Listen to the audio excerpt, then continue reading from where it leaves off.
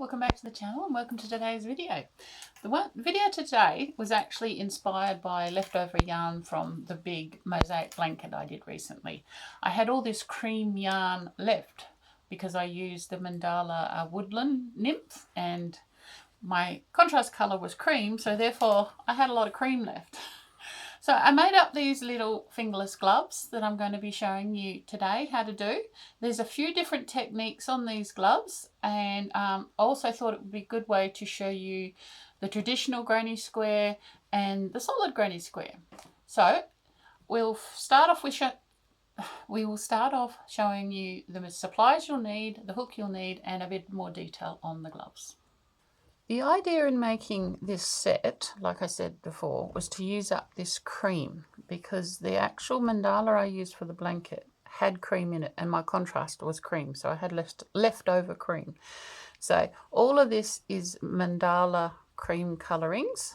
I made the hat first. That's just a standard block stitch hat, and then I decided to make these. Now these are just fingerless gloves. I'll just put one on to show you. Fairly simple make, and it has two different types of granny squares. It has a slip stitch ribbing on the wrist, so that actually sucks in, and then it has my own top deck ribbing on the hands, and that is a new technique I figured out with just single crochets on the thumb. So what we're going to do first is that we're going to make the ribbing for the bottom, because we always do the boring bit first. So to make these gloves yourself, you will need a plain colour. Now I'm going to use, wrong way up, Marvel 8 ply. This is just a standard one from our local Spotlight. And then I like to use a contrast to this, and I'm going to use this yarn here. Hopefully you can see the little sparkles on it. As you can see, it does have little, what do you call them, sequins, and it is this yarn here. It's polyester acrylic, well, mainly polyester actually, but it's really soft.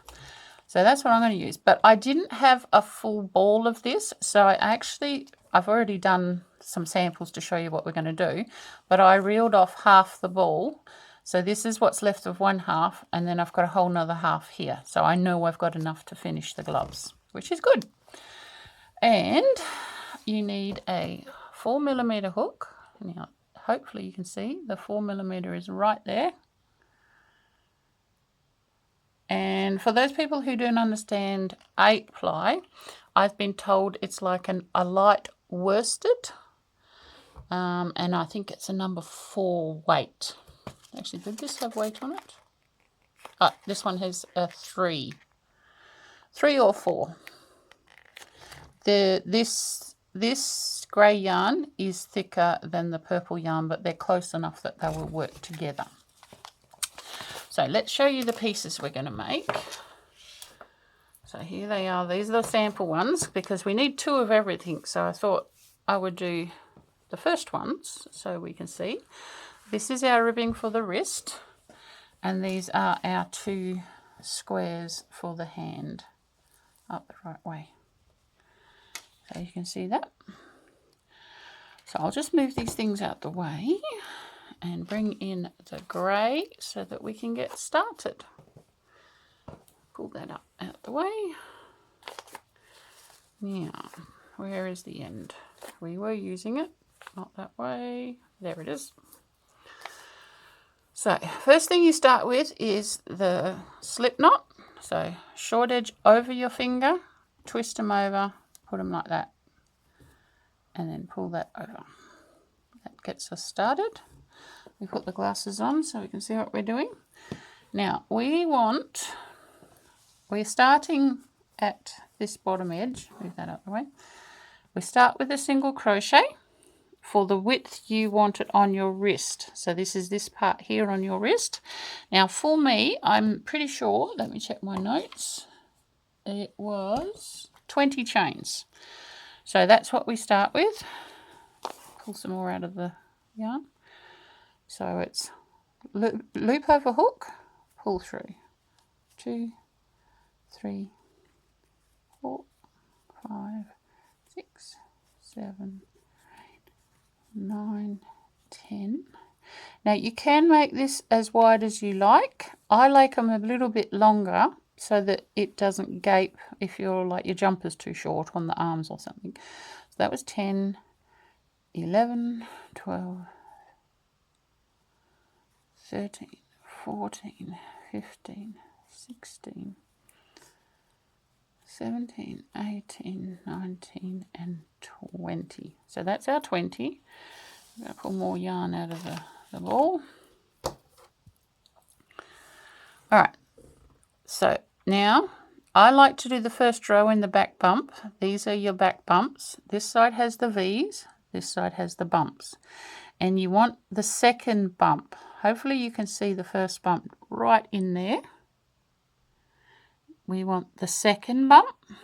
We've got one loop on our hook and we're just going to go under the bump. Try not to split it. There we go. Pick up a loop. We're going to do this as a single crochet. Actually, I said it wrong before. It's not slip stitch in the back loop. It's single crochet in the back loop. Except for the first row, which is in the back bump.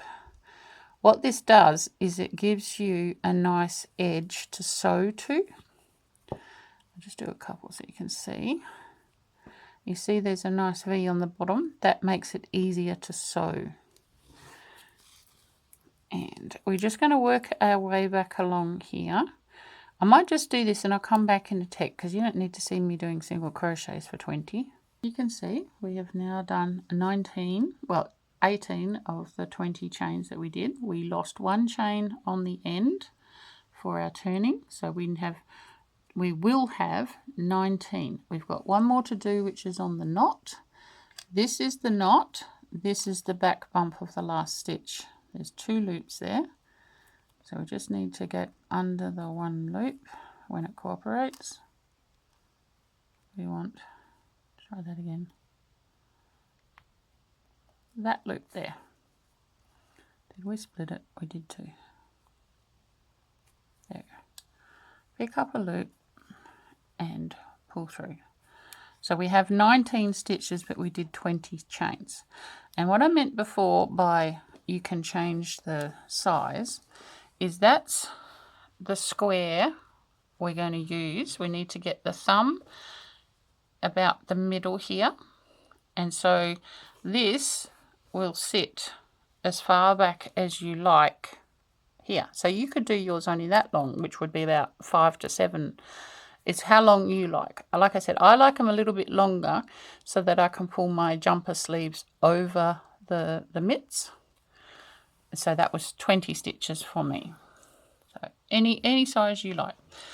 So the next step with this is we do a single chain and then we turn the lot over.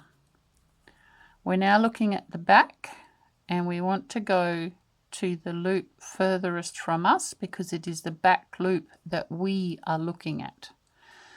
Pick up 1 and 2. So it's a single crochet in the back loop, and as you can see the top of your stitches have gone around like this. You will end up with little bumps on the edges. You see the little bumps? That's your turning chain. It's meant to happen, and you'll have the same on the other end on the opposite side. You will have that. It makes a nice effect. So all we do is do that all the way along through the one loop that is furthest away from you. And you just keep doing, you do a single chain at the end, turn it over and start again. We are not skipping any. That single chain is our turning chain, and we're going into the very first one, no skipping. And what you do with this, you keep going until the piece that you make fits around your wrist and just meets. No overlapping, because then the stretch will hug it to your wrist and keep it on. See how there's no overlaps? It should be a little bit lower than that, but there's still no overlaps. We want the actual stretch that's in this to work like a proper ribbing. So that will take a little while to do. Don't rush it. Do it in front of the telly or something because it will take a while, but it does give you the nicest, stretchiest edge for your gloves. This can also be used on the edges of beanies and hats. So I will be back once this is done and it matches this one, which fits me, and I'll show you the next bit. And here we have it. I've done them both the same, and if you would like to know how you count single crochet rows, especially when they're in the back loop, it's to do with the little bumps. If you have your cast on string to this side and you only count on the opposite side, each one of these little bumps is 2 rows because this is your turning chain. And I have 42 rows on here, and the other way you can do them is you can just match them up. The main thing is to match the one you've already made, or so that your 2 pieces are exactly the same size. So the next thing we want to do with this is we want to join these up, and this is why we started with the back bumps, because we can just slide the hook into the first bump, and then that one. This one is the locking for the finish of the row, and we can just pull it through. We are just doing a slip stitch here, so one from there, one from there, and pull it through. And you just do that all the way along, and we're going to do this now because we are putting the ribbing on as a tube, not as a piece sewing up the side. So that is how you do that. And what you can do is you can do both of these seams and hide the ends, because we'll hide the ends at this end and we'll sew it onto the glove at the other end. I generally don't sew my ends in as I go because sometimes they get in the way of joining the next piece, or if you make a mistake. So I usually wait to sew ends in until I'm totally finished. But you can do it if you really want to with this one, because both your ends will be at the opposite to where we're going to be sewing. So I don't think you need to see me do the whole row like that. I'll just pull that out a bit and put a, if I can get it off my bracelet, there we go. Put a stitch marker in our active loop so that I can show you what it looks like. It's made a little ridge there, but that I think will be neat enough. There is a way to do an invisible one, but this is the easier way to do it. And then on the inside, it looks like that. So you could even turn the whole thing inside out if you like that look better for your outside. Either way is neat. So that's the ribbing done. Our next thing we're going to do is to make the squares. Now the main thing you got to remember with these squares is they have to match each other in size. And this is your traditional granny square. This is a solid granny square. This is what they're called. And I will start with the traditional granny square, I think. So we get our yarn, get the rest of it out the way.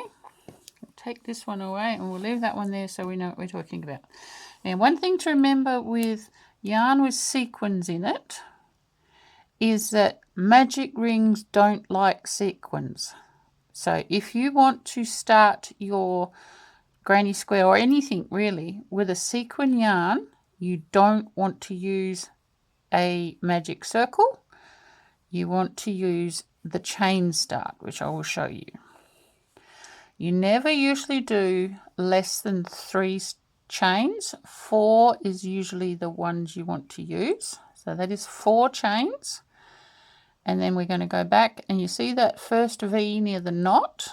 We're going to go under that and under that, which we have 1 strand on the back. I usually hold the tail so it stays out the bloody way. And we've made a very small ring. Okay? So now we chain up 3, 2 and 3, pick up a loop. These are all going to be DCs. Now make sure you're going through the center of that chain ring you just made. So we now have 3 loops. We picked up another one, that's 4th, pull through twice, and that is our first DC, but this chain counts as a DC. We are not ignoring it. So we've done our second. Let me just get that because it's split a little bit.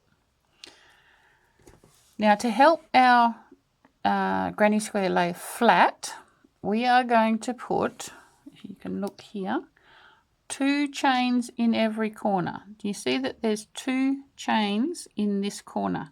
We are not going to put any chains between the clusters on the sides, only in the corners. 2 or 3 chains is standard. So 1 and 2. And now we do the next one. We want 4 sets of 3 clusters for this first row.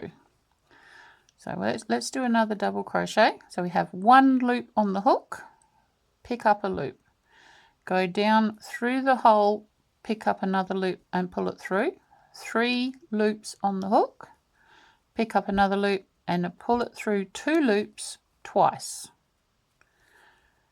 And we will do this again.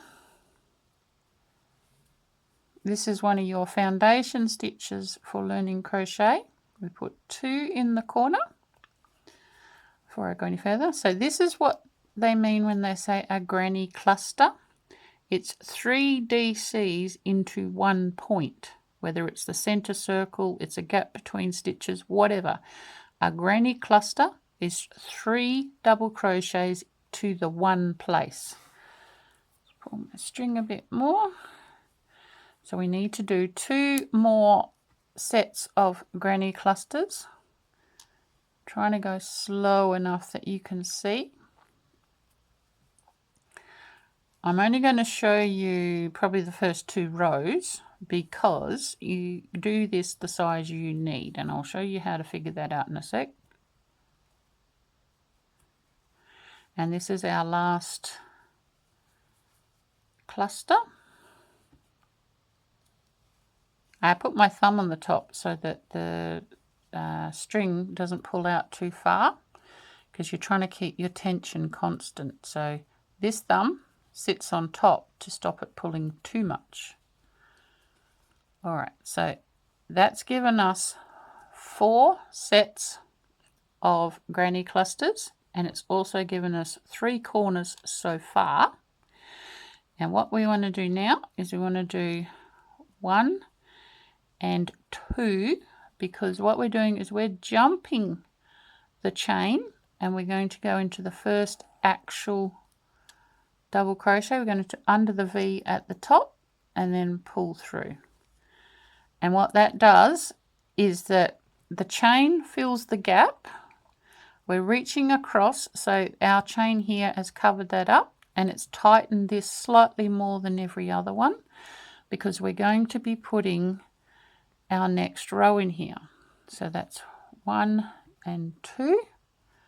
You can do 3 if you want. I tend to do 2 because it just tightens it up a little bit. Your first cluster is usually your loosest cluster. That's why I do 2 chains.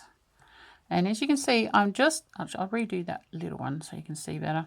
For this very first cluster, this is half of your first corner. And I'm just reaching back to the gap, that big gap, and picking it up and finishing it. That way all our joins end up in the corner so that they're not in the way. And now we're reaching to the next gap and carrying on. 2 and 3. So this is a corner one. As you can see, it lines up. So now we go 1 and 2.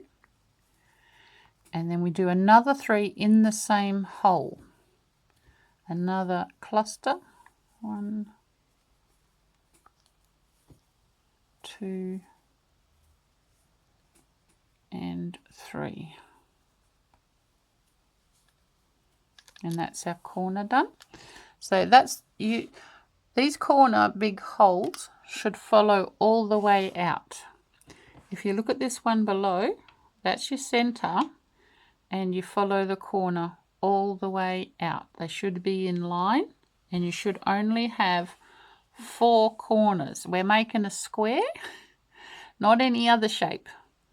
So you only do this 4 times in every row. The bit that changes is what's between the corners. That gets bigger by 1 cluster in every row. So I will just do the other corners the same way. Might actually move my yarn to the other side because it's pulling a bit.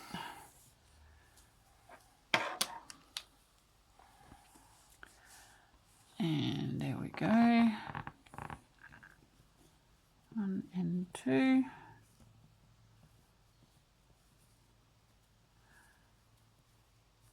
Trying to keep my thumb out of there, but I need it there for tension. And 2, we're nearly there. Pick up a loop. We're not doing any chains between, remember? The only chains are in the corners. And that allows the corners not to be too tight. If you find your corners got too tight, I'd say you forgot your chains.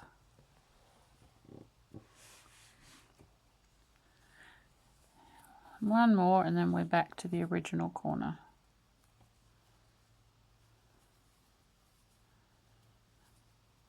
And that one.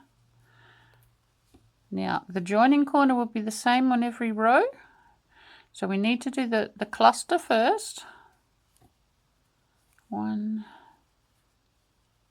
2 and 3. And then we chain 2 and we skip the 2 chain that we had and we go into the top of the first proper double crochet and we do a slip knot. So everything after this will be the same. We always put 2 plus 2 chains in every corner, and then every time there's a gap between clusters we put another cluster. So this next row there'll be 1, the row after that will be 2, and it will go out like the one below. And how big you make it depends on how big the hand is you're making a glove for. So like I said before, you get the bottom of the square at where your wrist bends. And then you want the thumb to be about halfway up. And like my hand's all like this, but that's fairly straight. So that's the good size for me. You may need it bigger or smaller. It does not matter because you're making it to fit the hand, like your hand or whoever you want to give it to. This one is 1, 2, 3, 4, 5 rows out. You could do 6, you could do 8, depending on how big the hand. You can customize these to whatever size you like. So that is how you do the granny square one. And then we have this one. So this is the square we're making now. This is called a solid granny square. It starts the same way as the one we just did, but instead of having groups of 3, we are going in every stitch and then putting them in the corners. For this variation, we're doing 2 double crochets in the corner. It will be less than the other, but size-wise, it works out the same as the one we just finished, which is what's most important. This one also has a row of single crochets all the way around the edge, and it has 3 single crochets in each corner for the last row. This one is intended to go on the palm of the hand, so it's got less holes, and then the other one goes on the top of the hand. So let's get started with that. We'll just put that one out the way. Once again, we cannot do a magic circle or magic ring with yarn that has sequins on it because the sequins don't like being pulled through the magic circle. So once again, we will do a 3 chain or 4 chain start. I will do a 4, 1, 2, 3, and 4. We come around and then we pick up the 2 V's that are just near the knot, and it leaves one strand at the back, like so. See, there's one there and 2 on the front. Hold that shorter string and pull a loop through the lot. And that's our little ring that we've got to start with. So 1 and 2, pick them up. So this is, like I said, the exact same start as the previous granny square. Nothing different here.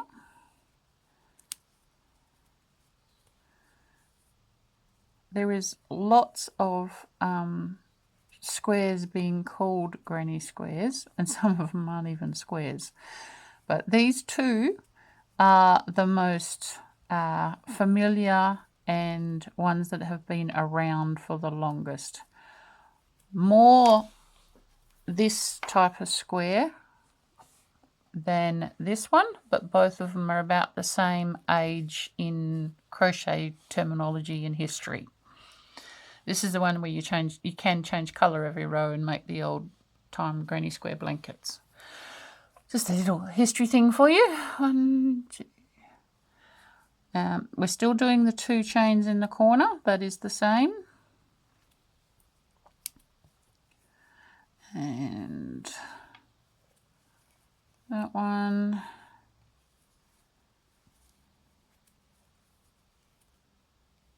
Then we do 2 chains and 2.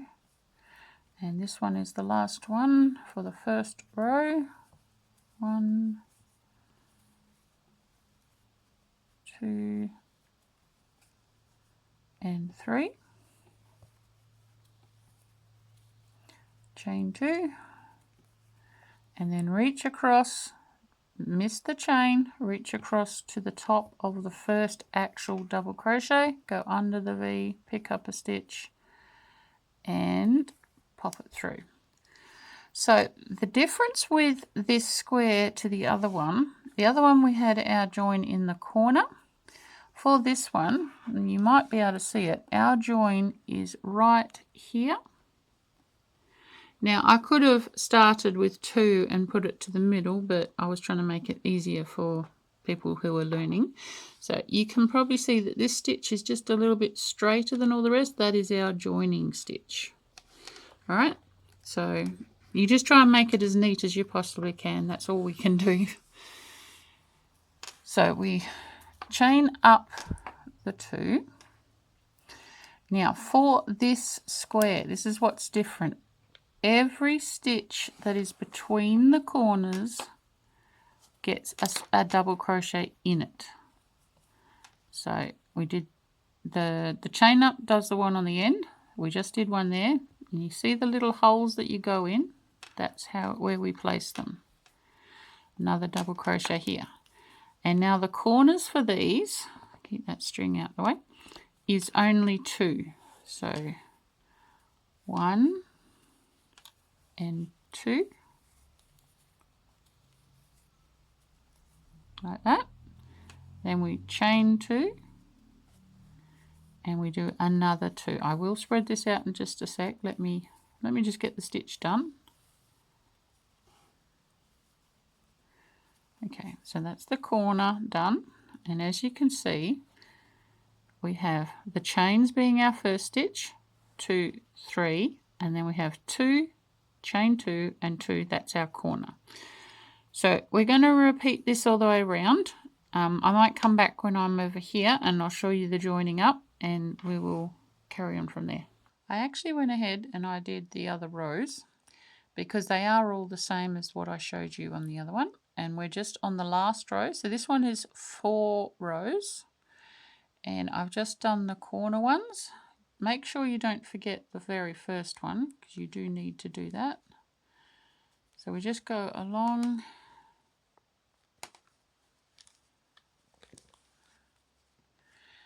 one in every stitch, and make sure we don't forget the last stitch. And then we once again reach across to the first actual double crochet, and then we do a slip stitch. So that is the bulk of that one done. But as you can see, it is a little bit small, just a little bit, and that's where we do our row of single crochet. So you just chain up one, and then you're going in every single stitch all the way around, just like that.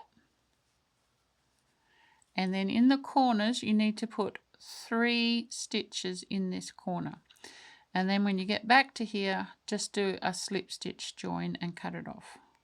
So once that's done, we'll be back to put it all together. So these are finished now, as in for the next stage. They've all been sewn up in there, and I decided I liked the outside better. That's where the seam is right there.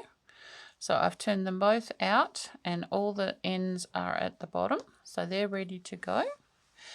And next thing to do is to sew up the side seam of the glove. So if we look at the ones that have been made, we have this seam here, which is fairly plain, a neat seam. And the way we do that is we get our pieces. Now I usually like to have the ends up the top, gets it out of the way where we do all the bits at the bottom.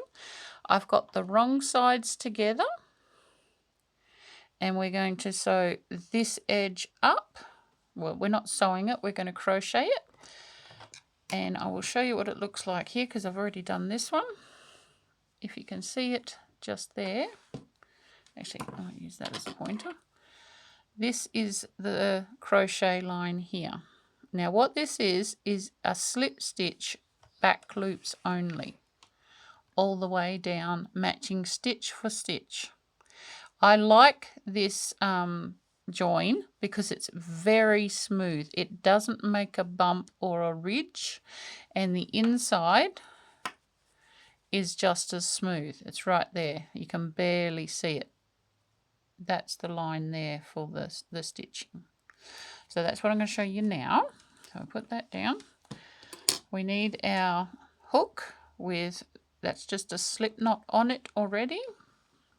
The hook with a slip knot on it already. And then we pick up our pieces. This is the edge we're going to do here. And we need to find, this one has 2 chains. So we need to pick up the back loop of one of the chains. And then on this one we have 3. So I'm going for the middle one. Actually, I got this in the wrong order. That should be off. That one again. That one we're going from the top. Now we put this on. Let me pick that up again. And we put that on there. So that's underneath everything else. And then pull it through that one and then through that one. And what you've got to do is you've got to do the same order each time. So the one close to you, then the one away from you, and then pick up the yarn underneath and bring it back the same way.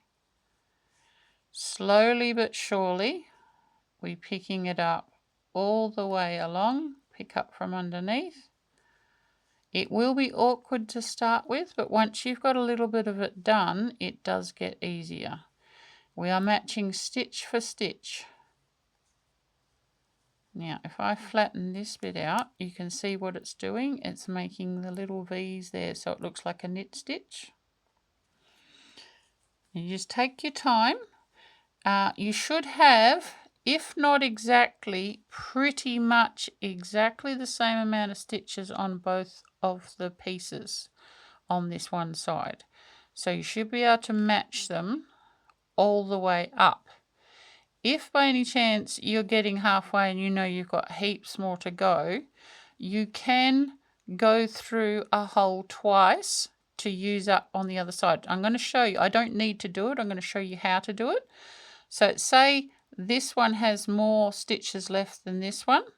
We go in through that hole and in through that hole. They match. We'll do this stitch, pulling it all the way through.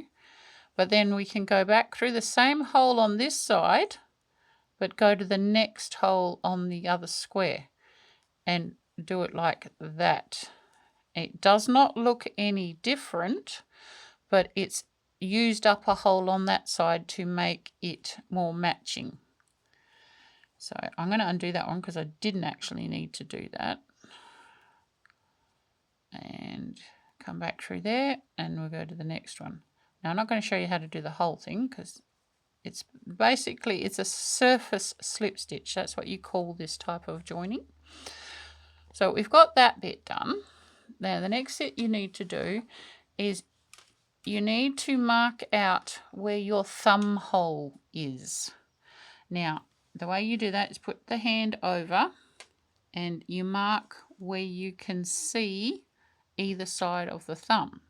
Now for me, it's the corner, the next gap, and for this one it's the corner and it's halfway through the next cluster. And you want to sew this little bit up and that little bit up, but leave this open. I have threaded up a wool needle with a short length of the same yarn as what this is made with. We want to tie a little knot in here that is a reasonable distance from the end so that we can weave it in later. And we're just going to sew this little bit up here. So you want to match up the, where is it? That one there. So that's the corner, it's that piece there, with the second, well no, you got 3 in the corner, so it's that one there. And you pull it through till you get to the knot, and then you split the yarn before the knot and put your needle through. And what that does is it stops your knot just pulling straight through. Okay, so that's ready to go there. And then all you're doing here is pick up from that side, make sure you don't split it, and pick up from that side. You can see the one from each part, and we're just going over like that.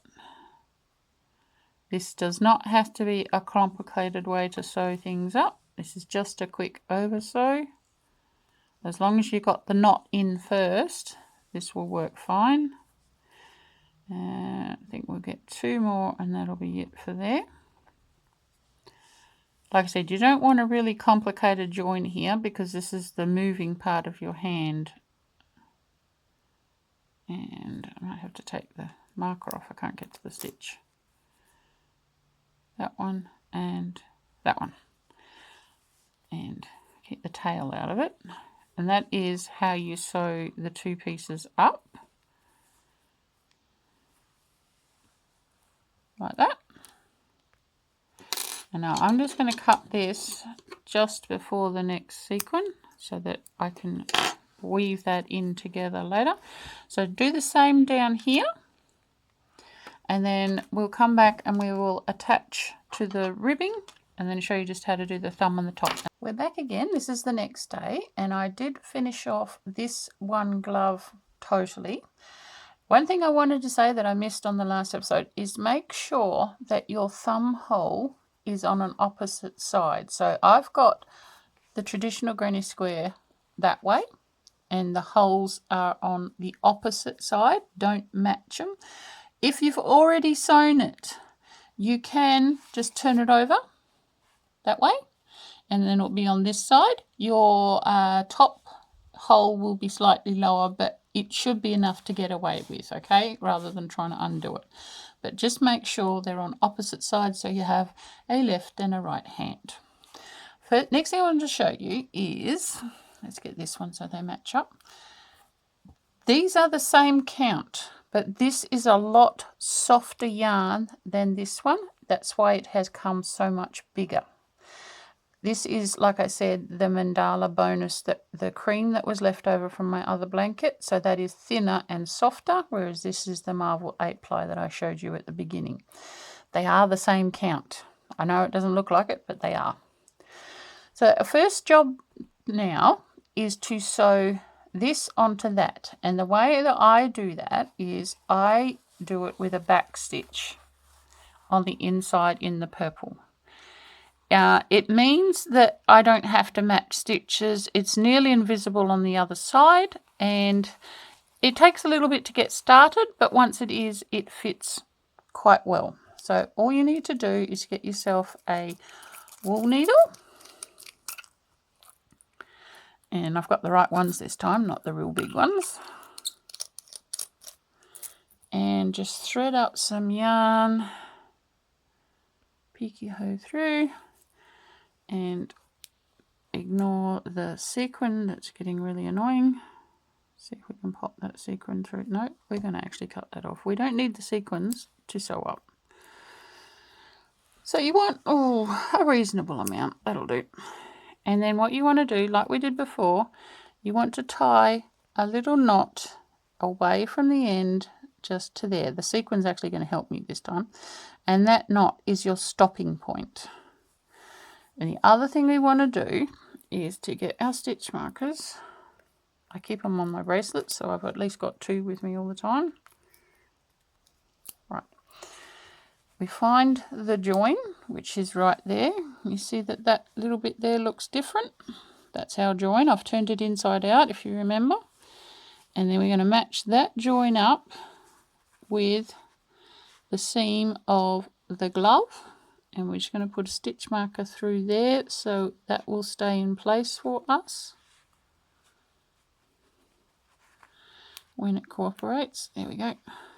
And then we're going to flatten that out and match up the other side. These are basically acting like dressmaking pins. Put your hand inside and then keep them together in the right spot. And you want to put this bit on top of the ribbing, because that's how we're going to sew them together. Push the edge apart and make sure you get some of the ribbing in there.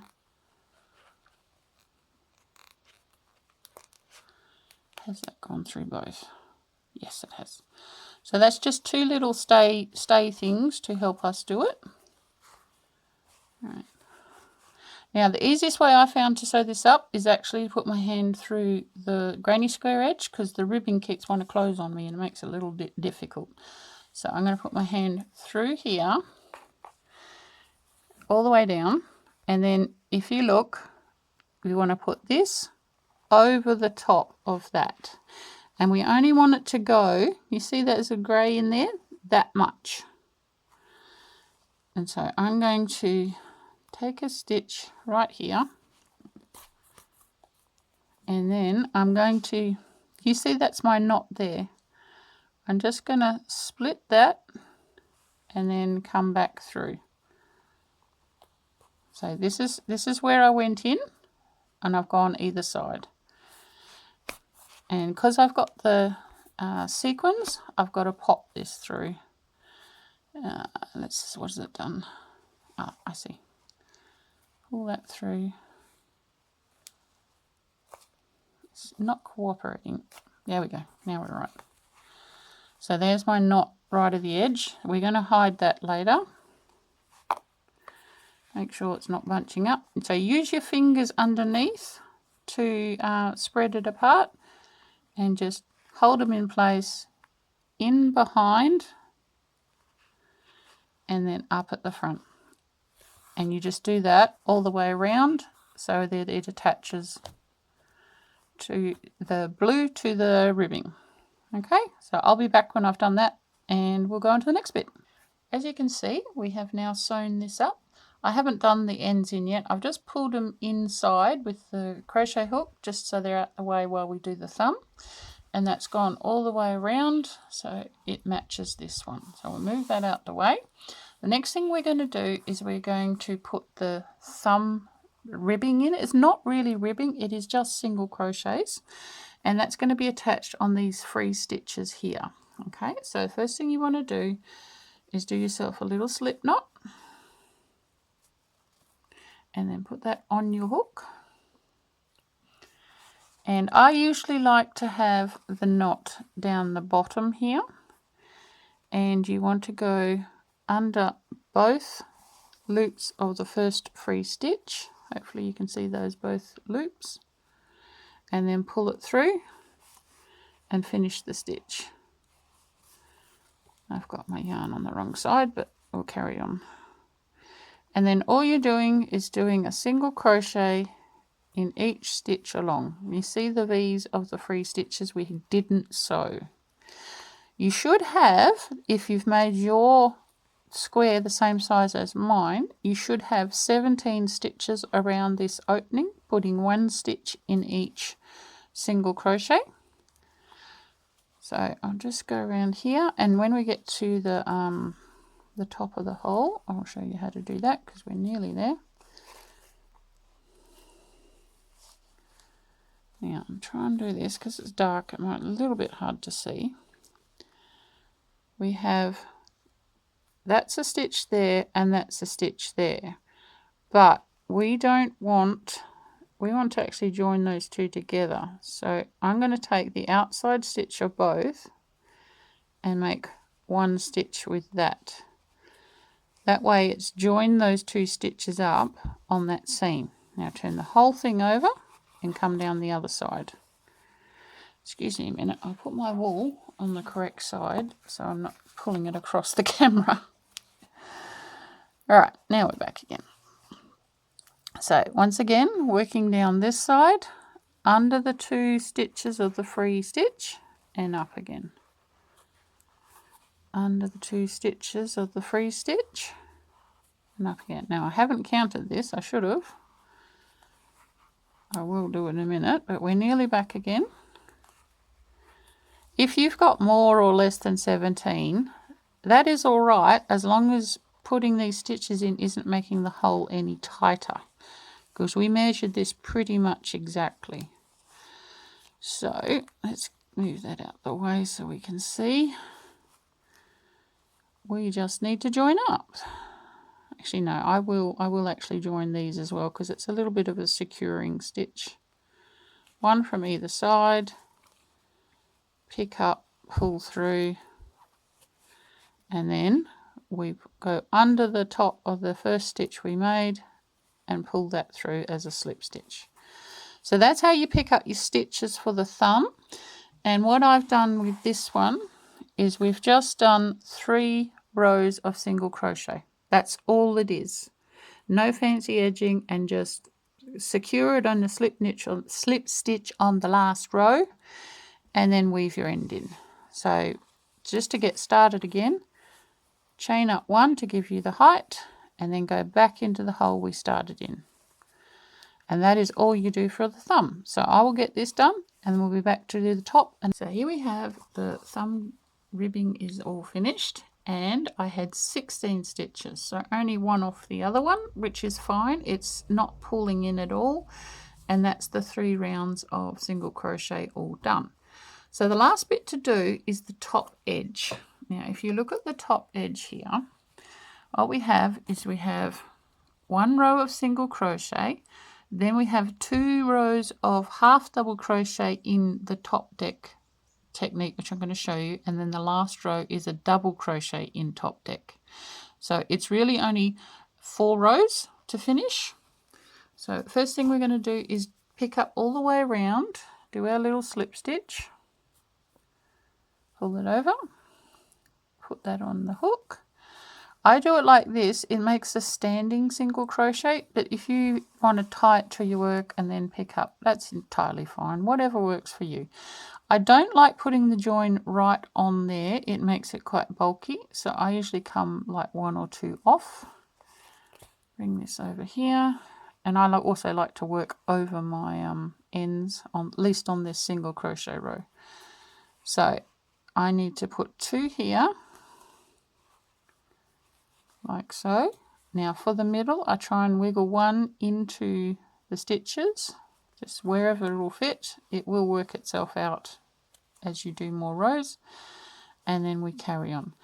So for this row, if yours is exactly the same size as mine, you should have 38 single crochets before you get back around here. So I will just do that, and I'll be back to show you the special way to do the half double crochets. I have just slip stitched into my first stitch, and I did have 38, so yay me. So now this row is half double crochets, so we need to do 2 chains. Now the way we do top deck half double crochets is we're just going under the V. This is the way you normally do front post, back post with half double crochets if you're coming off a single crochet. So it's just under the top V's, and we're going around the post, alternating between front post and back post. So now I'm going to do a front post. That means we're going in front of the stitch. And I'm trying to go slow. I'm going to do this a few times so you can see.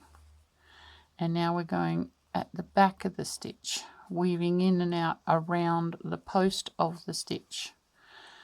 Now this is the reason why you needed an even number of stitches around here, because we're doing a sequence of stitches that are done in twos. You need an even number so that it will work out. So if your gloves happen to be bigger, that's fine, as long as this single crochet row has an even number of stitches.